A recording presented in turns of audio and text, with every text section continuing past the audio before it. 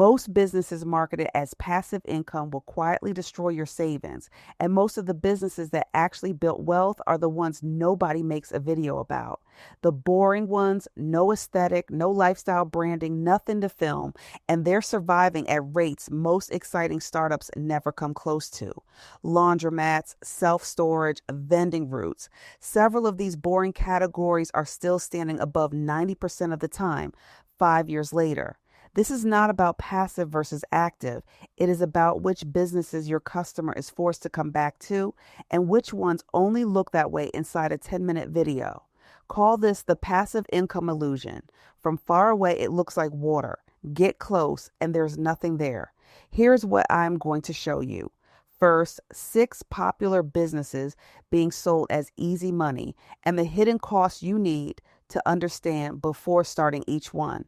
Then 6 businesses nobody is hyping that are quietly building real wealth for the people who own them. And at the end, 6 questions that tell you before you spend a single dollar whether what you're looking at is a real business or a trap wearing a business costume. Let's start with the first one, and it is probably the one you have already thought about buying. Part 1, 6 popular businesses that can become money traps. Nothing you're about to hear is fake.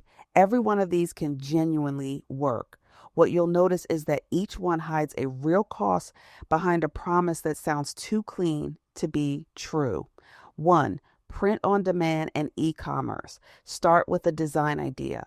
Something short, something that makes a stranger stop scrolling, like a mug that says professionally caffeinated, personally exhausted. You don't need to design it yourself. You hire someone for $35 and it's done in an afternoon. You put that design on a shirt, a hoodie, a mug, whatever fits, and you upload it once to a fulfillment company. From there, they handle everything. When someone orders, they print it, they pack it, they mail it, and you never touch a box. You price the shirt at $24. Fulfillment takes 9 of that. $15 lands in your account every time it sells. No warehouse, no inventory sitting in a closet. You post it, you run it past a specific audience, dog owners, new parents, gym regulars, and you let it find the people who want it. That part is real, and it works exactly the way it sounds. Here's the part that decides whether you keep any of that $15. A click on a platform like this typically costs somewhere around 90 cents once you average across placements. To keep your $15, roughly 1 out of every 17 people who click needs to buy. That's a 6% conversion rate. Industry-wide, the average online store converts somewhere closer to 1.5 or 2% first-time seller or not. If you've run ads for years, if you already know your audience, if you've already tested 100 designs to find the one that works, you can sometimes push your numbers up toward that 6% mark. If this is your first time running ads, you'll likely land much closer to that industry average, 1 or 2 sales for every 100 clicks rather than every 17. At that rate, the same 90-cent click can cost you $45 or more to produce 1 sale. $15 of margin, $45 to earn it. You didn't make $15 on that sale. You lost $30, and the $35 you spent on the design hasn't been touched yet. The design was never the hard part. The fulfillment company was never the hard part. Getting a stranger to stop scrolling and pay for something cheaply enough to keep doing it, that was always the business. Print on demand didn't remove that job from you. It removed everything else, so the one job left is the only one that decides whether you make money or lose it. If you already know how to get strangers to buy at a low cost, this can work, and everything above stops being a warning and becomes the number you're trying to beat. If you don't have that yet, the business isn't out of reach, but the design and the fulfillment were never the part worth learning first. The ad buying skill is, and it's worth building or borrowing before you put real money behind a design you like. A business built entirely on clicks needs a customer walking through a door instead. Let's go there next. 2. Laundromats sold as passive income machines. Clean clothes are a need that never goes away. People without their own washer come back every week without you reminding them, and nobody had to run an ad to get them there. You find one for sale, older owner, ready to retire.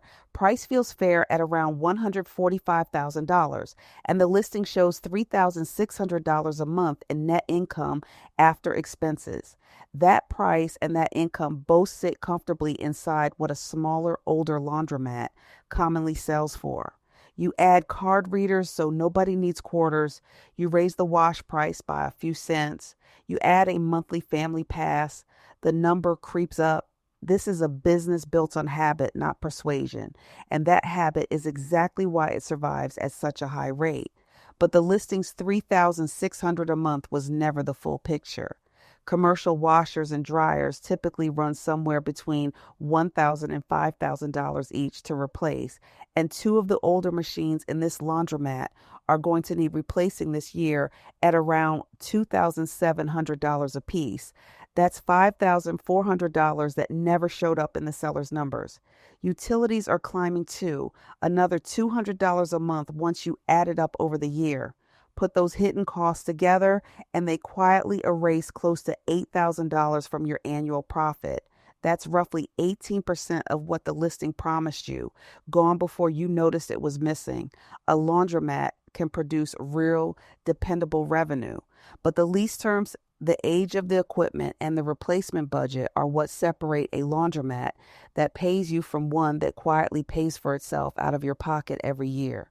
Not every boring business needs you to buy real estate at all. Some of them fit in the corner of somebody else's building. 3. Vending and automated machines without a protected location. A machine that takes a card, sells a snack, and never calls in sick sounds like the cleanest business there is. Here's how you'd actually start. You don't buy the machine first. You walk into 20 or 30 businesses, auto shops, gyms, small offices, and pitch the owner directly on hosting a machine, offering them a cut of somewhere between 10 and 25% of gross sales. Once you have a signed agreement, then you buy the machine, typically $2,000 to $5,000 depending on how new or capable it is.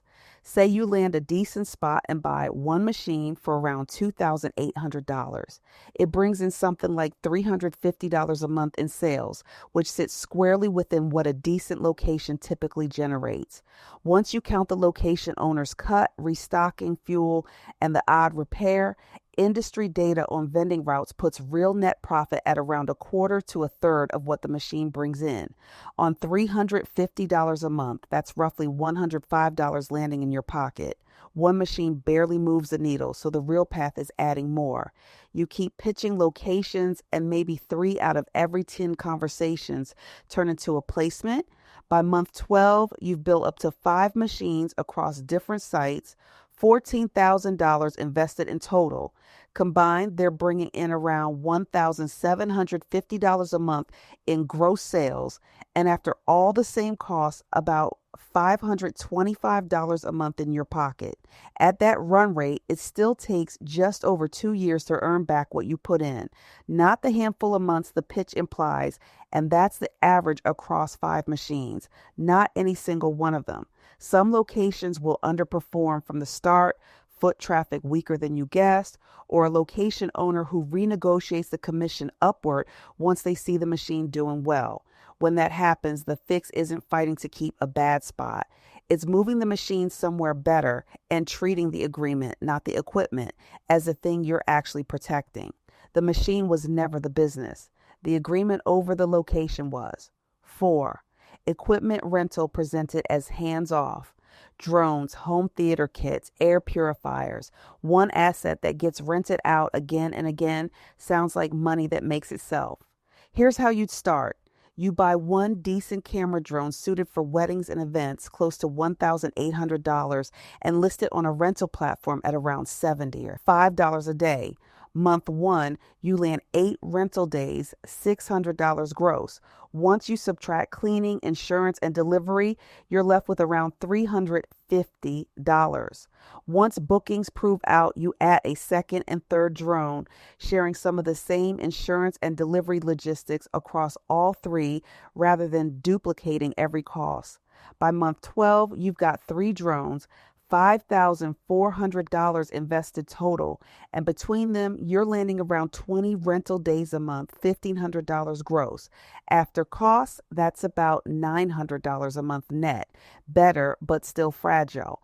Rental deposits on equipment like this typically only run $200 to $500, nowhere near what it costs to actually replace a damaged unit. A single bad return can leave you covering $1,500 or more out of pocket, which even at 3 drones running wipes out close to 2 months of profit in one afternoon. A rental only earns while it's booked, working, and returned in one piece. Ownership doesn't pause just because the customer walked away. 5. Crowd lending sold as dependable passive income. Here's how you'd actually do this. You open an account on a lending platform, and instead of putting your money into 1 or 2 loans, you spread it thin on purpose. Say you start with $2,000 split across 40 loans, $50 each, mostly middle risk grades. The platform handles collection, so you never chase a payment yourself, and every month you watch scheduled interest land in your account. What the pitch skips past is that this is an investment, not a business. Platforms often advertise returns in the range of 9 to 12%, which on $2,000 looks like $200 in your first year. What investors actually keep, once defaults and fees are subtracted, tends to land closer to 5 to 7% in a realistic year, closer to $120 on that same $2,000. Reinvest that as it comes in, spread across new loans the same way, and your balance grows slowly toward $2,120 by the end of the year, not the $2,200 the advertised rate implied. Higher advertised interest almost always means the platform is taking on riskier borrowers to offer it. Spreading your money across more loans lowers how badly one default hurts you, but it doesn't remove the risk, it just spreads it thinner. The interest isn't free money, it's the price you're being paid for taking on someone else's risk of not paying you back. 6. Franchises bought without operating experience. A franchise hands you a brand people already trust, a system that's been tested in hundreds of locations, training and supplier relationships already worked out. That's genuinely valuable, and it can shave years off the learning curve for someone who's never run a business before. Here's how it actually goes. You pay the franchise fee, $45,000, right in the typical range. And beyond that, most systems also require you to cover build out, equipment, and initial inventory, which commonly adds tens of thousands more before you've served a single customer. You spend several weeks in franchise or run training before you're even allowed to open. Month 1, like almost every new location, you're not yet at full volume. Say you open at $30,000 in revenue, while the neighborhood learns you exist, and the 7% royalty on that comes to $2,100. As a location matures and word spreads, revenue climbs. By month 12, you're running at $50,000 a month, and now the royalty is $3,500 a month, or $42,000 a year, nearly the entire upfront fee, gone every single year before you paid yourself $1. And the franchisor decides what you can sell, who you can buy supplies from, and often who you're allowed to sell the business to later. The brand can be worth paying for. But you're not just buying a system, you're signing up to hand over a slice of everything you earn for as long as you own it. The problem with all 6 of these was never that they're fake or impossible. The problem is they get chosen because they look easy for the owner. So let's ask a different question. Instead of which business looks passive, what happens when we ask which businesses your customer has the strongest reason to keep? Paying for? Part 2. 6 boring businesses built on stronger demand. These aren't effortless. Some need training, licenses, or real capital to get started, but the demand behind them doesn't come from an advertisement. It comes from something the customer can't put off. 7. Compliance services. Buildings are legally required to have their fire extinguishers and backflow systems inspected every year, not because it's convenient, but because skipping it can mean fines, a denied insurance claim, or a real safety failure. Here's how you'd actually get into this, and unlike most of the businesses on this list, it usually starts before you ever buy a route. Backflow and fire extinguisher certifications typically require several years of experience in a related trade, plumbing, fire protection, or similar, before you're even eligible to sit the exam. So, this path usually belongs to someone who's already spent years in one of those trades and is ready to go out on their own, not someone starting completely from scratch. Once you're certified, you find a solo inspector nearing retirement with an existing client list and buy that list for around $17,000, in line with what a small recurring service route like this typically sells for. 22 buildings already on contract at $65 a month each, itself a normal rate for this kind of small commercial inspection work. He stays on for 2 months and introduces you to every property manager on the road. Month one, with just those 22 buildings, you're bringing in $1,430 a month. That's not the ceiling, it's the floor you inherited. From there, you start calling property management companies directly, the ones running 4 or 5 buildings at once, and offer them a small discount for putting the whole portfolio on your schedule. You pick up roughly 2 new buildings a month. By month 10, you've grown to 40 buildings, and because you're now finding real repair work during inspections, faulty sprinkler heads, backflow valves that need replacing, you've nudged your rate up to $75. That's $3,000 a month, more than double where you started, on a schedule the law sets for the customer, not one you have to talk anyone into. None of this is easy to walk into. It needs a license, and getting an inspection wrong can create real liability. But the demand underneath it doesn't care what's trending. It just needs to happen every year on time, whether anyone's excited about it or not. 8. Recurring local services and where they quietly fail. Pest control is a good example of demand that keeps returning on its own. Bugs come back, but unlike compliance work, you can start this one from nothing and it costs more than you think to do properly. You get licensed as a pesticide applicator, and between the license, a used truck, chemicals, and insurance, a real solo startup in this trade tends to run somewhere between $15,000 and $35,000, closer to $19,000 if you're careful about it. You go door to door in one specific neighborhood rather than spreading yourself across the whole city. Month one, you sign 12 homes at $50 a month, $600 total, right in line with typical monthly plan pricing, which barely covers gas and chemicals. The real move happens over the next year.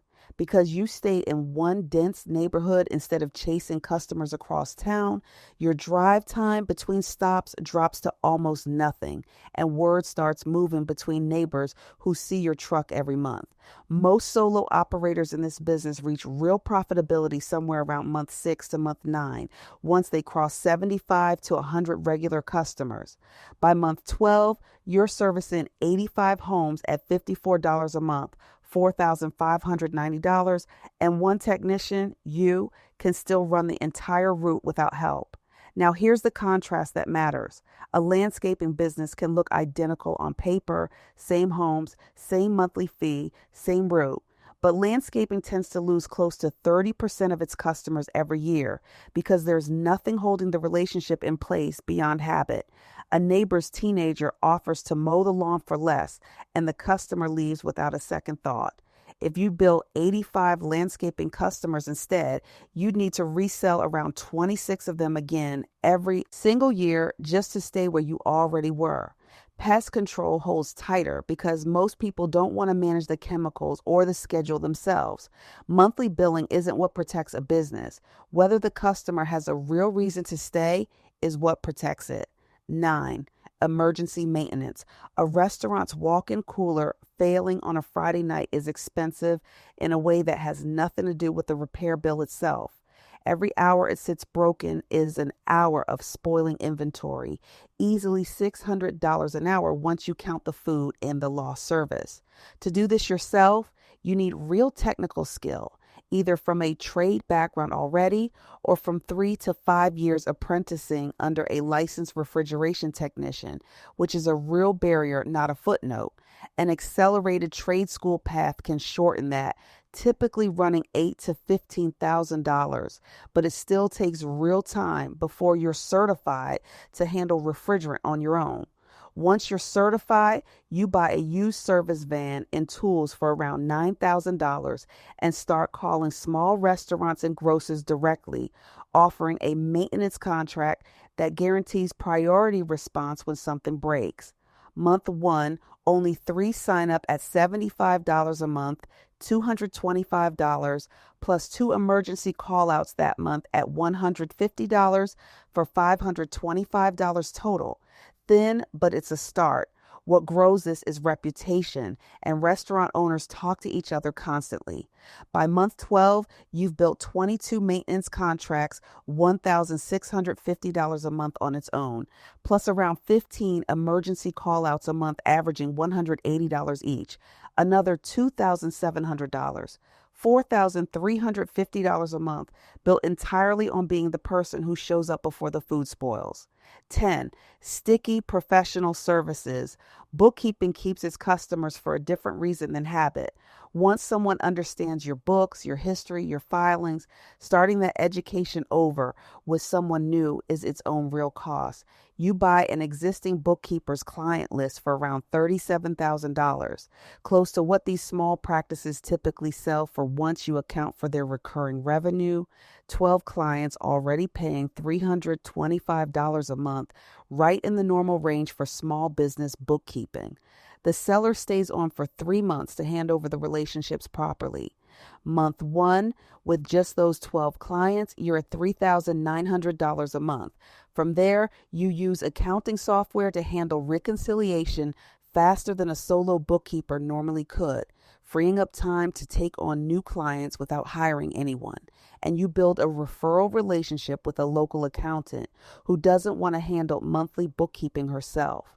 Adding 1 or 2 clients a month, by month 12, you're at 32 clients paying an average of $350, $11,200 a month, built on relationships that took years to earn and would take a competitor just as long to steal. 11. Self-storage. This is the one that should scare you a little at first because the numbers involved are genuinely bigger than anything else on this list.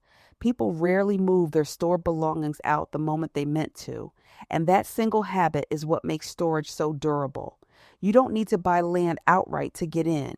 You partner with someone who already owns an empty lot near a growing warehouse district and wants income from it without running the day-to-day himself.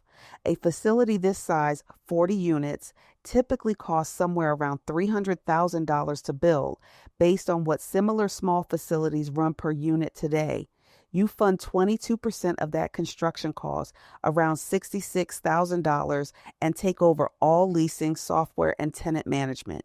He contributes the land. A lender finances the rest. Month one, only 6 units are filled at $105, $630 gross, and debt payments continue whether units are full or not. That part is real, and it's the part the pitch never mentions. Occupancy climbs as the facility gets noticed. By month 12, you're at 80% full, 32 units at $115, $3,680 gross. After debt service and basic operating costs, your 22% share plus your management fee comes out to around $790 a month. That's not the whole story either. Your ownership stake in the land and the building itself is quietly becoming worth more. Every year you hold it, separate from the monthly cash flow entirely. 12. Unnoticed industrial services. Warehouses go through wooden pallets constantly, and most damaged ones can be repaired and resold instead of thrown away.